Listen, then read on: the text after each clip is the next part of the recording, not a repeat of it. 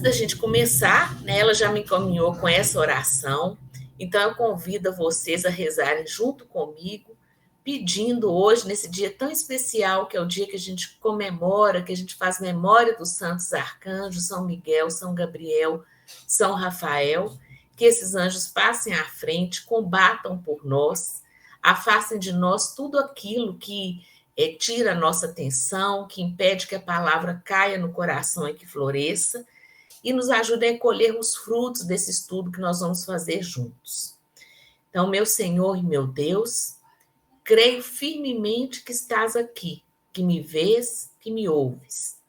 Adoro-te com profunda reverência. Peço-te perdão dos meus pecados e graça para fazer com que com fruto este tempo de estudo. Minha Mãe Imaculada, São José, meu Pai e Senhor, meu anjo da guarda, intercedei por mim. Que o Espírito Santo também possa nos iluminar, abrir a nossa inteligência e abrir os nossos corações. Santa Teresa d'Ávila, rogai por nós. Bom, gente, é muito interessante se a gente for pensar nesses dois sacramentos, no fato de algumas passagens que o Catecismo já nos apresenta logo de início e que tornam para a gente clara a necessidade da gente, durante toda a nossa vida espiritual, passar por essa cura para que a gente possa crescer na nossa fé. Então, a 2 Coríntios, no capítulo 4, versículo 7, nos lembra que essa graça espiritual que nos foi conferida pelos primeiros sacramentos, pelos sacramentos da iniciação, batismo, crisma, eucaristia, é uma graça muito grande, mas que está contida em vasos de barro, na nossa fragilidade humana. E que, enquanto peregrinos nessa terra, a gente vai caminhando, buscando crescimento na fé, para encontrar essa nossa vida que está lá escondida em Cristo, como diz Colossenses 3. Né? Então, Cristo, em toda a sua vida terrena aqui, ele mesmo demonstrou a necessidade de cura física e cura espiritual. Né? Essa necessidade está muito explícita nas diversas curas que Cristo realizou no seu ministério e na sua preocupação que era passada em relação a promover a cura do espírito e a cura corporal. Nesse episódio, por exemplo, do paralítico, que está lá relatado no capítulo 2 de São Marcos, Cristo, antes de fazer a cura física, ele promove a cura da alma. Né? Os teus pecados estão perdoados, para depois, então, promover a cura física. E nós, nessa caminhada de fé, a gente tem que estar passando por esse processo para que a gente chegue íntegro, se Deus quiser, lá na outra vida, né? Curados, de coração curado.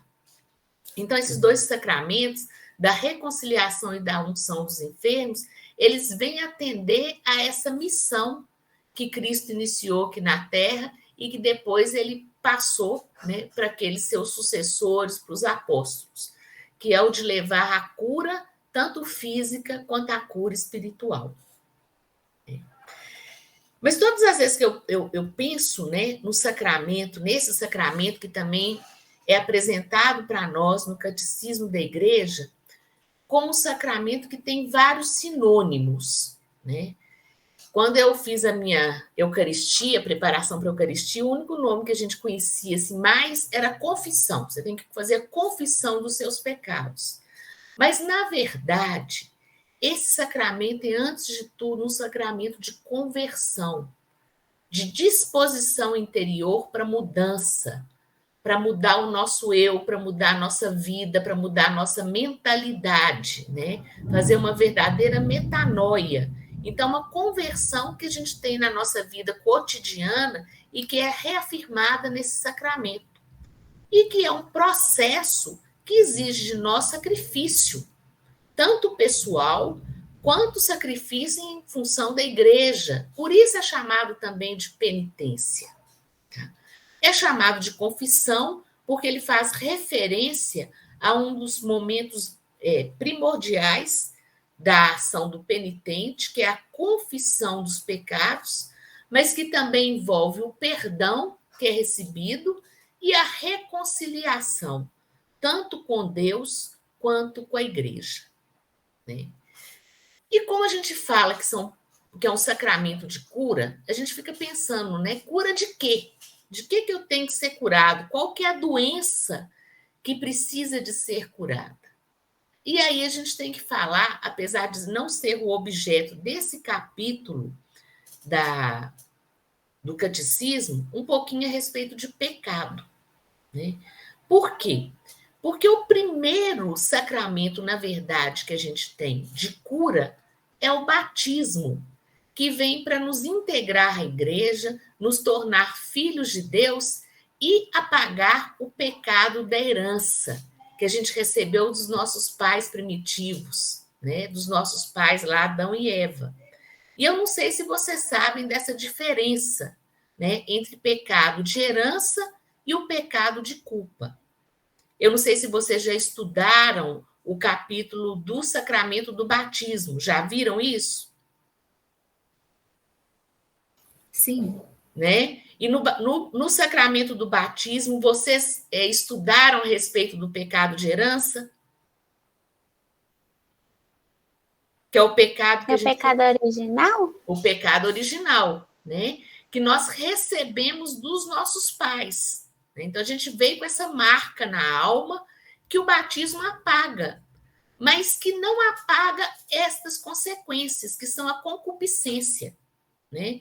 Concupiscência é um termo, assim, às vezes um pouco complicado da gente entender, apesar de São João, lá na sua primeira carta, no capítulo 2, ele fazer referência claramente a isso.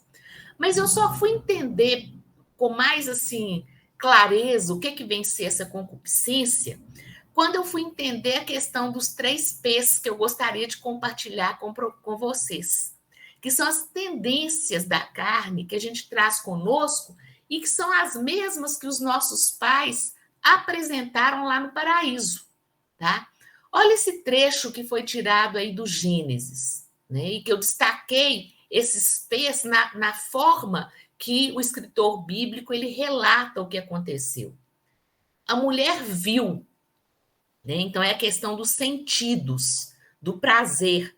Você olha, você deseja, aquilo ali acende nos seus sentidos a vontade de ter. Né? Que seria bom comer da árvore, pois era atraente para os olhos, então aquilo dava prazer a ela, e desejável para obter o conhecimento, ou seja, era fonte também de poder.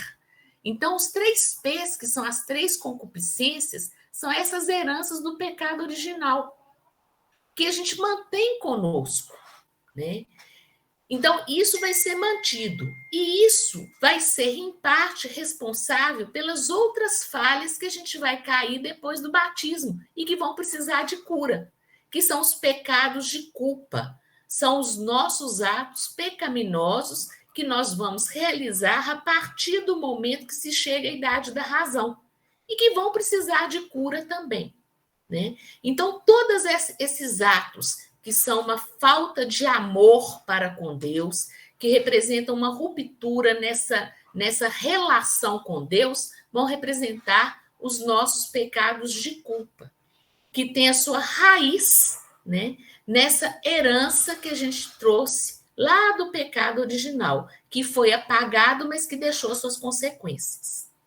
E quando a gente continua, né, na Bíblia, a gente vai ver que isso é tão sério que Cristo, numa das primeiras ações dele, Jesus, que foi a tentação lá no deserto, ele veio nos demonstrar como que a gente tinha que combater esses 3 P's na nossa vida. Né? Ele passou pelas mesmas tentações, né, que os nossos pais passaram lá. A tentação também do prazer, do poder e do possuir. Depois vocês podem ler lá em Mateus, no capítulo 4, versículo de 1 a 11, e vão ver que o inimigo usou as mesmas armadilhas com Jesus no início da vida pública dele. E ele nos mostrou como combater esses 3 P's. E ainda reforça, volta a isso, lá em Mateus 6, né? quando ele nos apresenta naquele evangelho que é sempre lido no início da quaresma, quais são os remédios que a gente tem contra essas tendências naturais que nós trouxemos. Então, é o jejum, a oração e a esmola para combater essa tendência que a gente tem ao prazer, a tendência que a gente tem ao possuir, né, e ao poder. Então, é através desses 3 remédios, principalmente, que a gente vai combater isso. E com isso, a gente chega a um ponto que o catecismo fala lá no parágrafo 1435, que mesmo a gente tendo sacramentos que são destinados à cura e à conversão, essa conversão ela pode ser realizada na vida cotidiana.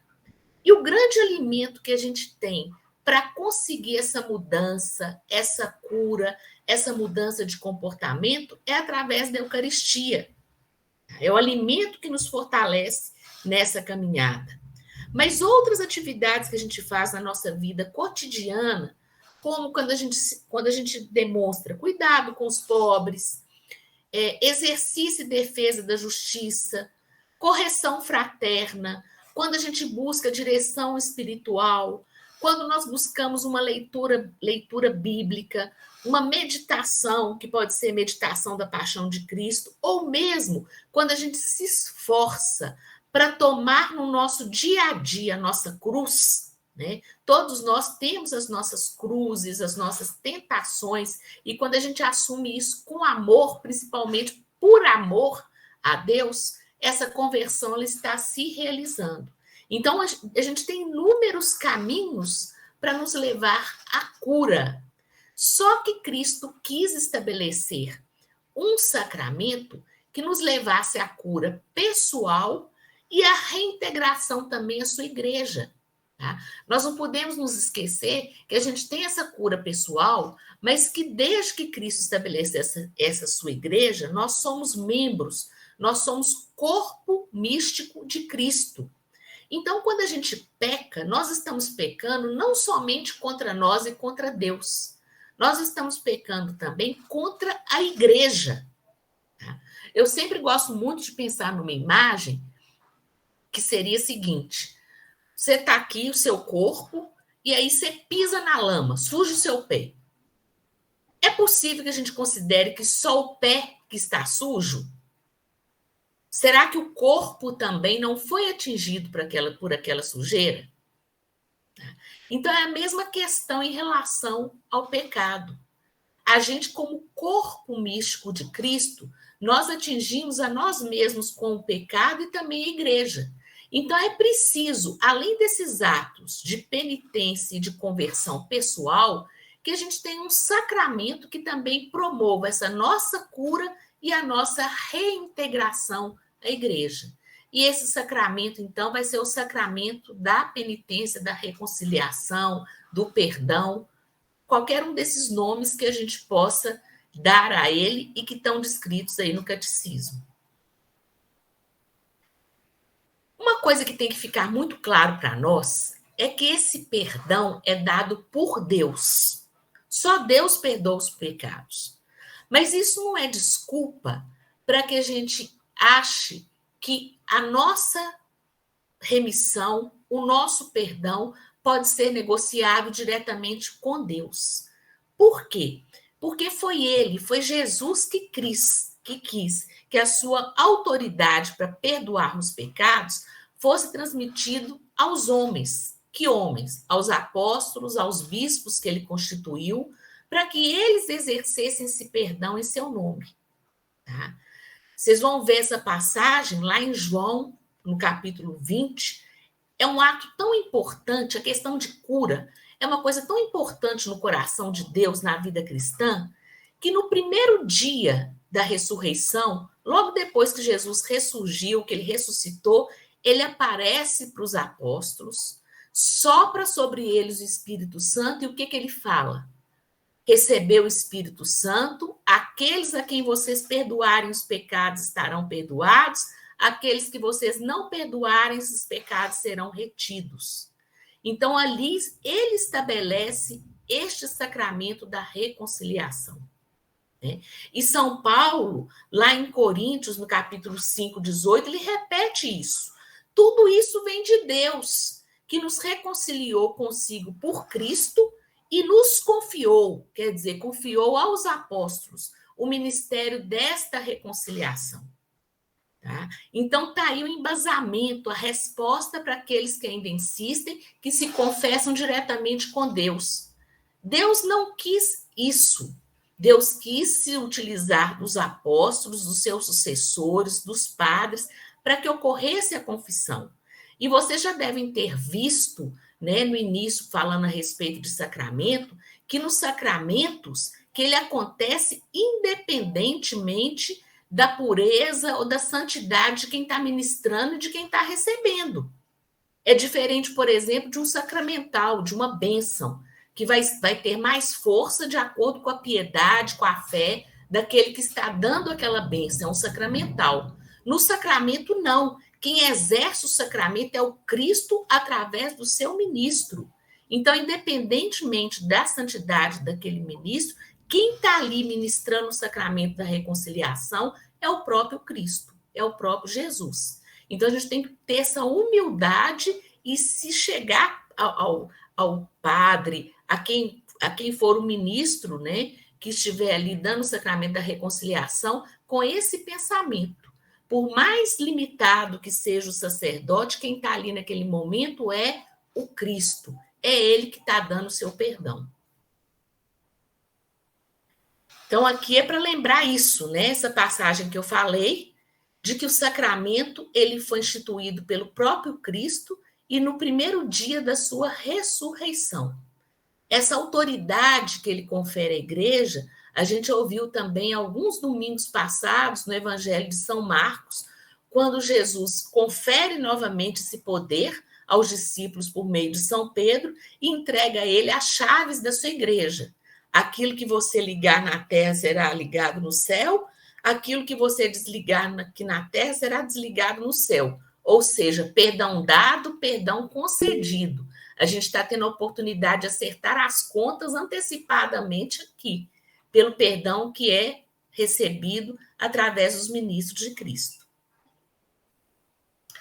Bom, gente, outro ponto que é importante, né, para o entendimento desse sacramento são os atos que acontecem nesse rito. Todo sacramento tem uma liturgia. E tem atos que são próprios do penitente, tá? Que somos nós, e outras que vão ser próprios daquele que vai ministrar, do sacerdote. Os principais atos que competem ao penitente são contrição, a confissão e a satisfação. Tá? Eu vou falar assim um pouquinho a respeito de cada um. No caso da contrição, ela tem que ser precedida pelo exame de consciência.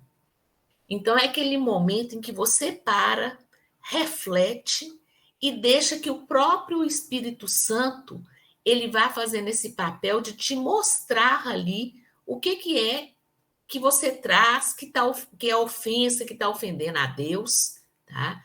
E a partir desse levantamento, você pode chegar a uma coisa que a gente escutou muito durante esse período de pandemia, que é a contrição perfeita ou a contrição imperfeita. O que é a contrição perfeita? É aquele arrependimento que vem do coração, em que a gente sente a dor de ter ofendido a Deus por amor a Ele. Tá? É fácil de a gente chegar a isso? Não é fácil. Tá? A contrição que a gente mais comumente encontra, que a gente é abalado e chega a ela, é uma contrição imperfeita, em que pesa para nós o pecado e, às vezes, pesa até mesmo a questão do medo da condenação. Né? Aquele sentimento ruim de ter perdido o céu pelo fato de ter errado, de ter ofendido a Deus. Mas a contrição perfeita ela é diferente porque o sentimento vem ali do fundo do coração pela ofensa. É por amor a Deus que a gente se sente ali tão abalado em relação ao que foi feito. Tá? Tem várias formas da gente fazer esse exame de consciência. Mas uma das coisas importantes que o catecismo aponta para a gente é que a gente tenha algum roteiro para poder seguir e para poder avaliar. O que, que eu errei? Onde que eu errei? De que forma que eu errei? Então, tem vários modos da gente fazer isso. Mas textos que podem nos ajudar muito e que a gente deve sempre fazer essa análise da consciência frente a esses textos. O Decálogo, os 10 mandamentos. Tá? Avaliar em profundidade cada um desses mandamentos e onde foi que eu posso ter errado. Não preciso dizer que a gente tem vários guias que nos auxiliam ao fazer esse exame de consciência, de bons sites, né, gente? Aí no YouTube a gente encontra Frei Gilson, Instituto Hesed, o Padre Leonardo, que vem com boas orientações em relação a essa avaliação. A leitura do Sermão da Montanha, o capítulo 5 de Mateus.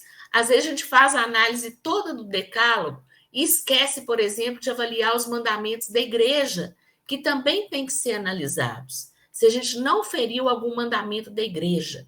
Por exemplo, um mandamento que é muito esquecido, que é a questão da abstinência da carne nas sextas-feiras. Será que a gente está mantendo isso? Algum sacrifício e abstinência da carne ou algum outro sacrifício na sexta-feira, que é um dia que a gente lembra a paixão de Cristo? Isso está lá nos mandamentos da igreja. Tá?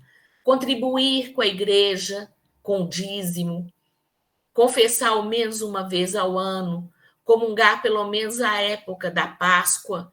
Então, a gente tem que avaliar os 10 mandamentos, fazer a leitura do Sermão da Montanha ajuda muito, avaliar os pecados capitais, que são chamados de capitais porque eles são aqueles que dão origem a todos os demais pecados, né? Então, a soberba, a mentira, a preguiça, a ira, né?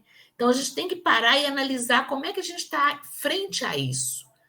Outros textos bíblicos que nos ajudam muito nesse exame de consciência. Está lá, por exemplo, a leitura de Gálatas 5, 19 a 21, que aponta quais são as principais obras da carne que a gente tem que combater e que a gente tem que analisar se a gente não está caindo em nenhuma delas. Imoralidade, idolatria, inveja, ira, intriga, né? Nós temos que saber qualificar esses nossos pecados também. Será que vocês estão lembrados disso? Do que é um pecado venial? O que é um pecado mortal? O que é o pecado contra o Espírito Santo? Pecado venial e pecado mortal, vou falar um pouquinho mais à frente, tá? Mas o pecado contra o Espírito Santo, que às vezes a gente tem muita dúvida do que é isso, por que eu estou pecando contra o Espírito Santo? Esse pecado, na verdade, é um fechamento da pessoa à misericórdia e à graça de Deus. Então, não adianta, por mais misericordioso que Deus seja, por mais disposto a perdoar que Ele esteja, isso não acontece se a pessoa se fecha, se ela não acredita na misericórdia de Deus. Então, ela mesma se nega ao perdão. Então, isso é o pecado contra o Espírito Santo, né? E se a gente tem também dúvidas em relação aos nossos atos, se aquilo que a gente fez é pecado ou não, eu achei uma vez essa fala do Santo João Paulo II, que eu achei muito pertinente, né? Pecado é procurar Deus onde ele não se encontra. Então, todas as vezes que você tiver dúvida em relação a um ato seu ser pecaminoso ou não, pergunta o que você está fazendo. Será que Deus está presente nessa sua ação? Se ele não estiver presente, com certeza isso aí não é uma ação que agrade a Deus, né? Então, isso é muito interessante, nos faz lembrar também dessa passagem de Mateus. Onde está o teu tesouro, aí está o teu coração. Tá? Então, onde que a gente está colocando o nosso coração? Onde que são as coisas importantes que a gente considera? Né? Outra coisa que eu vejo que é muito importante nesse exame de consciência e que às vezes as pessoas têm uma dificuldade de fazer essa avaliação e chegar a essa contrição, é porque elas ligam muito o pecado à questão de sentimento. Eu fiz isso aí, mas não está me incomodando. Isso aí que eu não estou sentindo nada em relação a isso, então se isso não está me incomodando, isso não é pecado. A gente tem que lembrar que pecado não é o que a gente sente, é o que Deus revela. É o que o Espírito Santo mostra para a gente que é errado, tá? E da mesma forma, arrependimento não é sentimento de culpa. Tem que ser um ato de vontade, de detestação. Eu fiz isso, eu acho que isso aqui é bom, mas eu detesto isso, eu não vou fazer isso por amor a Deus. Então, essas coisas têm que ficar muito separadas. O sentimento, você sentir, não é pecado. Você sentir raiva, isso não é o pecado. O problema é o que você faz com essa raiva. As ações consequentes dessa raiva. É o que você consente fazer. Então, isso o catecismo nos mostra. Não é o sentimento, não é o que você sentiu que te leva a pecar. É o que você faz a partir desse sentimento. É o consentimento que vai ser o pecado. Então, todas essas coisas, gente, são atos que o penitente tem que ter bem à frente e olhar com muita, vamos dizer, muita sinceridade em relação a ele mesmo para um bom exame de consciência. E eu me lembro que num texto até passado pelo Moore, falando a respeito da contrição perfeita, uma coisa que ajuda muito a gente chegar a esse arrependimento profundo, a essa dor, a essa detestação dos nossos pecados, é a gente fazer isso frente à cruz de Cristo, meditando a paixão de Cristo. Porque quando a gente vê todo o sofrimento pelo qual Jesus passou para nos libertar, a gente vê que o pecado não é qualquer coisa, não. Porque o principal remédio que foi dado por Deus à humanidade para livrar do pecado foi a morte do filho dele na cruz. E não foi qualquer morte. Então, o pecado não é qualquer coisa. É algo que fere profundamente o coração de Deus. Tá? Bom, gente, eu não sei se vocês conhecem isso ou se lembram disso. Eu te dei essa comparação. Eu sei que nosso principal objetivo aqui é falar do sacramento da penitência, mas eu acho impossível falar dele e ter o entendimento se a gente não fala um pouco do pecado. Tá? E as pessoas hoje em dia, infelizmente, estão meio esquecidas disso. Acho que elas não têm nem muita clareza do que é pecado mortal e do que é pecado venial. Né? O pecado mortal, ele é um rompimento com a graça de Deus. Então, retira de nós aquela graça santificante recebida no batismo e tem como consequência a pena eterna. Então, esse daí ele é para ser apagado, é só na confissão, só no sacramento da penitência para pagar essa culpa e retirar a pena eterna. Tá? E a gente acha assim que o pecado mortal, que tem que ter alguma coisa muito extraordinária. Uma boa forma da gente saber se a gente está cometendo pecado mortal ou não, primeira coisa, é nos avaliar frente aos 10 mandamentos. Desobedecer qualquer uma dessas leis é um sério risco que você já está correndo de estar cometendo um pecado mortal. É lógico que tem outras coisas, mas o primeiro ponto é esse. Vocês se lembrem lá daquela parábola do jovem rico com Jesus, né? O que é que ele pergunta para Jesus? Mestre, o que eu faço para ter a vida eterna? Né? Na verdade, ele está perguntando o que eu faço para ser salvo? E Jesus fala com ele o quê? Obedece aos mandamentos. E ele fala, isso eu faço, desde quando eu era mais jovem eu faço isso. Ou seja, o próprio Cristo está nos dizendo que a nossa salvação não é ir para o céu não, tá, gente? É ser salvo. Está implicitamente ligado ao cumprimento dos mandamentos. Aí para o céu já é uma outra coisa. É aquela proposta que ele faz para o jovem rico, que ele arrepia todo e fala assim, ó, acho que para mim não dá nesse momento não. Abaixa a cabeça e vai embora. Mas para ser salvo, para começo de conversa, tem que obedecer aos mandamentos. O pecado venial, ele não retira de nós a graça de Deus, né? Ele pode, às vezes, ele pode ser até perdoado, muitas das vezes, naquele ato penitencial, na missa, mas ele impede o nosso crescimento espiritual. Então, a gente tem que tentar combatê-los também. E eu gosto muito dessa explicação que eu retirei lá do Padre Leonardo, que alguns de vocês devem conhecer, de uma forma da gente reconhecer se os nossos pecados são veniais ou se são pecados mortais. Então, o substantivo do lado de cá estão os pecados veniais, tá? Para ser pecado, gente, tem que ter as três coisas. Os três substantivos. Tem que ter uma matéria, tem que ter a consciência e tem que ter a vontade. Pecado que é feito por obrigação, que você é obrigado a fazer, não é pecado, tá? Então, tem que ter a matéria. Matéria, por exemplo, desobedecer algum dos mandamentos. Tem que ter a consciência de que aquilo que você está fazendo é errado. E tem que ser de livre vontade. Tá? Mas se faltar algum desses substantivos, você falhou, você vai pedir perdão a Deus, mas não chega nem a caracterizar o pecado. Agora, para ser, tá, um pecado mortal, tem que ter todos esses adjetivos.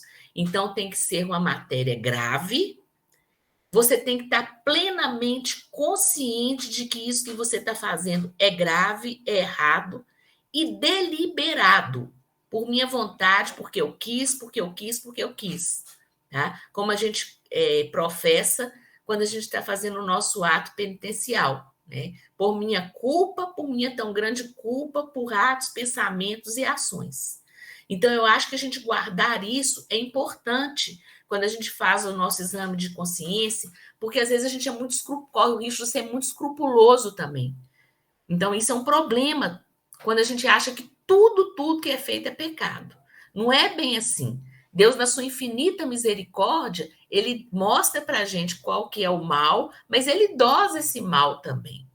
E a gente conhecendo o que é e lembrando disso, acho que a gente passa a ser mais cuidadoso e cauteloso também com relação às nossas ações. Eu gosto muito, gente, dessa fala do Beato Carlos Acuti em relação aos pecados veniais, né? Porque ele compara esses pecados com esses pequenos pesos que atrelam o balão à terra e impedem ele de subir.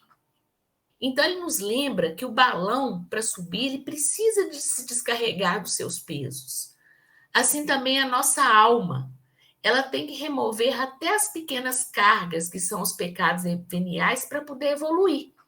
Né? O padre Paulo Ricardo fala muito isso. Às vezes a gente fica estacionado na nossa vida espiritual porque a gente acha assim, não cometo pecado mortal, mas não tem aquela preocupação em combater os pecados veniais. Então, eles têm que ser combatidos também, se a gente quer crescer espiritualmente. Né? Aí vem os outros pontos, né, gente? Do ato do sacramento da confissão por parte do penitente. Confissão individual e integral dos pecados graves, seguidas da absolvição. Continua sendo o único meio ordinário de reconciliação com Deus e com a Igreja. Está lá no Catecismo, no parágrafo 1497. Então, é a única forma de reconciliação que a gente tem é essa, de reconciliar com Deus e com a Igreja. Na contrição perfeita, pressuposto para que você possa ser perdoado, mesmo quando você consegue a contrição perfeita, é que na primeira oportunidade, podendo, você busque a confissão individual. Tá? Aí vocês vão perguntar, mas se a confissão comunitária, como que ela fica? O que o catecismo fala a respeito disso?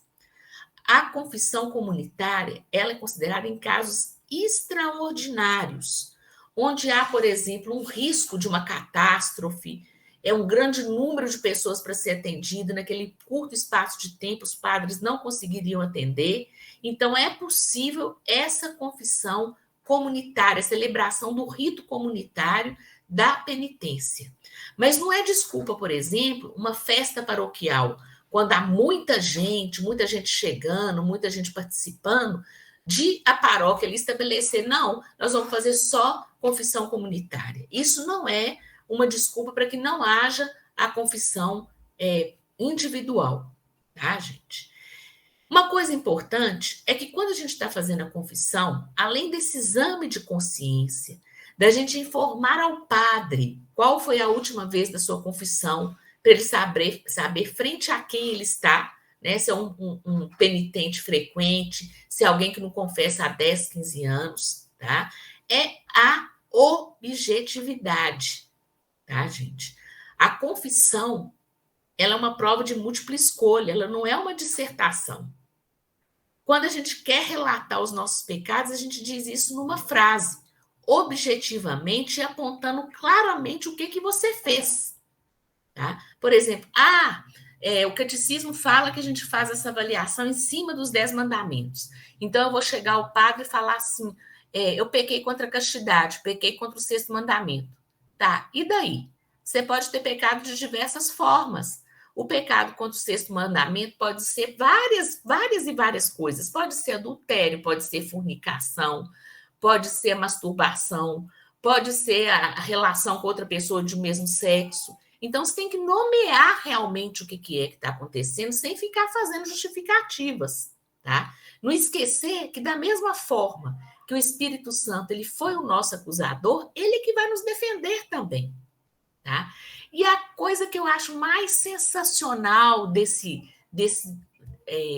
possibilidade que a gente tem de passar por esse sacramento de cura, gente, é que, como diz lá em Coríntios 2, no capítulo 5, versículo 10, é que a confissão é o juízo particular antecipado.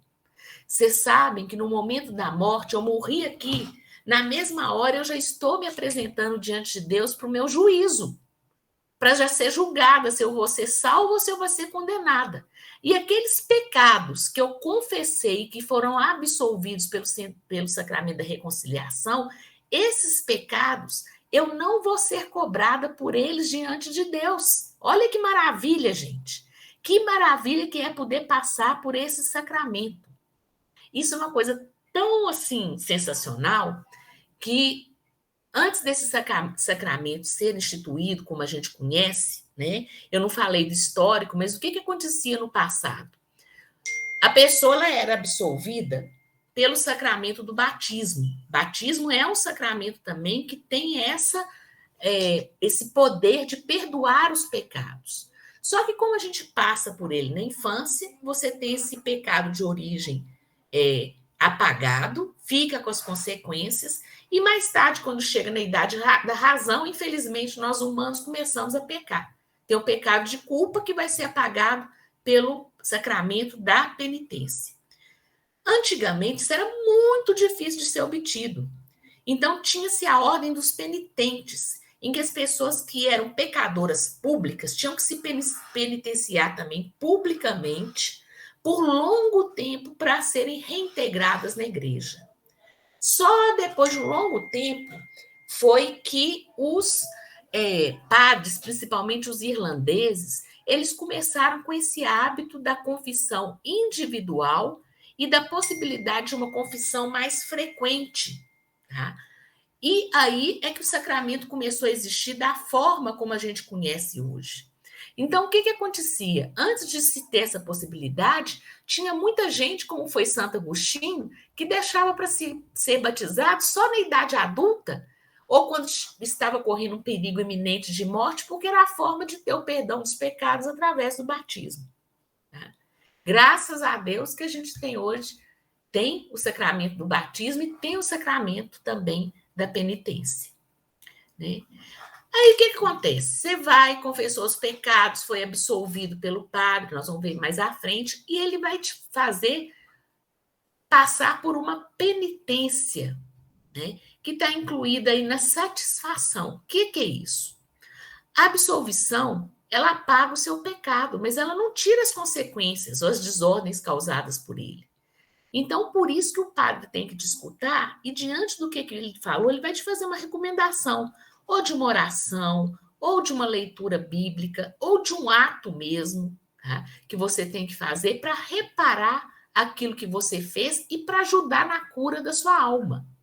Então, essa satisfação é a parte desse sacramento que vai nos ajudar a recuperar a nossa saúde espiritual.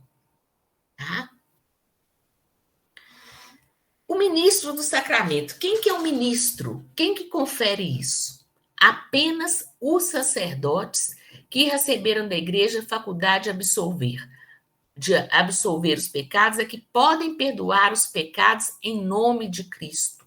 Então, essa imagem aí, gente, para mim é muito significativa. É Cristo agindo através do sacerdote. Então, aproxime-se do sacramento da confissão e da penitência, enxergando ali o Cristo. Não é o padre pecador, não é o padre falho, não é nada disso. É muito bom quando a gente tem um padre muito santo para confessar. Mas quando não tem, que isso não seja desculpa para que a gente não busque esse sacramento. Eu trouxe essa outra imagem aqui desse Cristo com a mão desprendida, para apresentar para vocês um fato que é relatado. Vocês procurarem lá na internet, eu achei esse relato, peguei lá naquele site Aleteia, tá? Mas é um episódio que foi acontecido lá em Furelos, Espanha, em que contam que tinha um penitente que ele sempre ia se confessar com o mesmo padre e repetidamente era sempre o mesmo pecado, tá? E o padre absolvia. Aí, numa dessas vezes, ele chegou com a mesma história, tinha se confessado há pouco tempo, caiu no mesmo pecado, e aí o padre ficou com muita raiva daquilo, falou assim, olha, eu não vou te absolver mais, não. Eu não vou te absolver, você não toma jeito, você não se emenda, eu não vou te absolver mais, não. E que aí, enquanto ele falava isso, o crucifixo, o crucificado que estava atrás dele, que o Cristo, então, nesse momento que ele desprendeu a mão da cruz e que levantou a mão né, desprendida em sinal de bênção para absolver aquele penitente. Né? E até hoje, quem visita lá essa cidade da Espanha, Furelos, ela vai encontrar essa imagem do Cristo com a mão desprendida. Não sei se é verdadeiro, se não é, né? Mas é muito significativo no sentido de que o perdão ele não pode ser negado. Né? O pecador arrependido ele tem que ser, ele recebe esse perdão dos pecados. Né? Bom, gente, na celebração do sacramento tem fórmulas, né? Todo sacramento tem um rito, tem o que ministra e tem um rito a ser seguido. No caso do penitente, após a confissão, né, o padre ele vai te pedir para poder fazer um ato de contrição. Tem várias fórmulas, mas é bom sempre que a gente tenha uma decorada. Eu gosto muito dessa pequenininha que é mais curta e não corre o risco da gente se perder. Mas se você não sabe, né, esse ato de contrição, até aquele ato que a gente faz de confissão dos pecados durante a missa, no ato penitencial, ele pode ser recitado. Então, no ato de contrição, eu vou declarar o meu arrependimento e o meu propósito, tá? De nunca mais pecar. Tem que ter o propósito, tá, gente? Apesar do catecismo hoje da Igreja Católica ele não falar isso, se vocês forem olhar lá no catecismo de Pio X, está lá que uma das condições, além do arrependimento, da contrição, da confissão, é a nossa predisposição, tá? A não mais pecar. Então, quando eu saio do confessionário, eu estou realmente decidida, eu não vou mais cair nesse pecado. E a gente sai, a gente recebe com esse sacramento uma graça que é poderosa e que se a gente exerce, se a gente exercita, ela realmente nos capacita a ser mais fortes e não cair de novo naquele pecado. Se cair de novo, vai voltar e vai pedir o perdão e vai ser absolvido. Mas a gente tem que sair com essa firmeza de propósito de que não vai mais pecar por amor a Deus.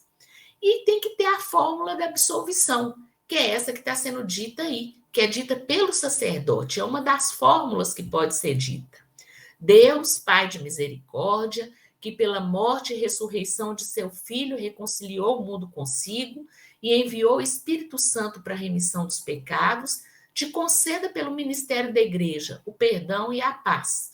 E eu te absolvo de teus pecados, em nome do Pai, do Filho e do Espírito Santo. Gente, eu não sei se já está dando a hora aí de terminar, eu falo demais. Prof, temos 10 minutos nessa chamada ainda.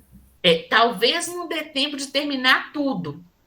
Aí, o que vocês acham? Você me avisa aqui na hora para cair, ou que estiver para cair, ou Rafa, cria um outro link? Porque eu acredito que o sacramento da unção dos enfermos é bem mais rápido. Não, tranquilo. Eu vou preparar uma chamada aqui. Quando tiver faltando 2 minutos, a gente muda, então. Tá certo. Bom, gente, uma outra coisa que o catecismo aborda é a questão das indulgências, e eu queria que ficasse bem claro para vocês o que é isso. Acho que muitos de vocês já devem saber, mas é muito importante, porque, infelizmente, para os nossos colegas que são não estudam, não têm esse entendimento, questão de indulgência é sempre questão de polêmica. Tá? Vem sempre com um tom acusatório em cima da igreja, como se fosse aquele bicho-papão lá da época de Lutero, né? Que é o que aconteceu por causa disso, que a igreja vendia indulgências, mas graças a Deus que a gente tem essa possibilidade das indulgências. Eu vou explicar para vocês nesse esquema bem assim, fácil, do que seria isso. Todo pecado, ele gera uma culpa e uma pena. No caso do pecado mortal, uma pena eterna que é apagada pelo sacramento da confissão. Agora, qualquer pecado mortal ou venial gera uma pena temporal, aquela consequência daquele ato de pecado que você fez, que você pode pagar aqui na terra com os seus atos de penitência, com suas orações, tá? Ou através das indulgências, que são as várias formas que a igreja conseguiu para nós, nos concede para pagar essa pena temporal e já para começar a pagar aqui na terra as penas do pecado, ao invés de pagar lá no purgatório. Tá? Então, são indulgências parciais ou indulgência plenária, que apaga ali até aquele momento todo o seu período de purgatório que você iria ter. E a igreja é tão misericordiosa e tão mãe que essa indulgência tanto pode ser aplicada a nós mesmos quanto às almas do purgatório. Então, eu penso muito nas almas, tá? Tanto de parentes como das pessoas que estão lá mais esquecidas, que não tem ninguém que possa rezar por elas. Então, além de rezar para que elas tenham essa pena delas diminuída, a gente ainda pode oferecer por elas essas indulgências. Hoje mesmo eu não tenho certeza, mas dia dos Santos Arcanjos, eu acho que é um dia que a gente consegue indulgência. Tá? Normalmente, para se conseguir as indulgências, você tem que, além de estar participando de algum desses eventos, ou de uma festa, ou fazendo determinados atos, como, por exemplo, rezar um rosário, rezar a via sacra, tem que ter confessado, comungado e rezar pelo Papa. Pelo menos um Pai Nosso, uma Ave Maria, um Glória ao Pai. Você já está conquistando indulgências e reduzindo essa pena temporal. Tá? Bom, gente, finalizando esse sacramento, quais são os efeitos espirituais do sacramento da penitência? Então, passando por esse sacramento, nós temos uma reconciliação com Deus, uma reconciliação com a igreja, lembrando que o pecado, como eu falei, não é só o pecado pessoal, é o pecado contra a igreja. Então, você tem que ser reintegrado à igreja, e a reintegração é através do sacramento da penitência. Uma remissão da pena eterna, acabou, apagou, zerou aquela pena eterna devido aos pecados mortais. Remissão, pelo menos em parte, das penas temporais, pelos nossos atos de satisfação, e ainda com a possibilidade de reduzir mais ainda pelas indulgências. Paz e serenidade de consciência e consolação espiritual, e o acréscimo de forças espirituais para o combate cristão. Então, é muita, muita bênção, tá, gente? Que a gente recebe com o sacramento da penitência.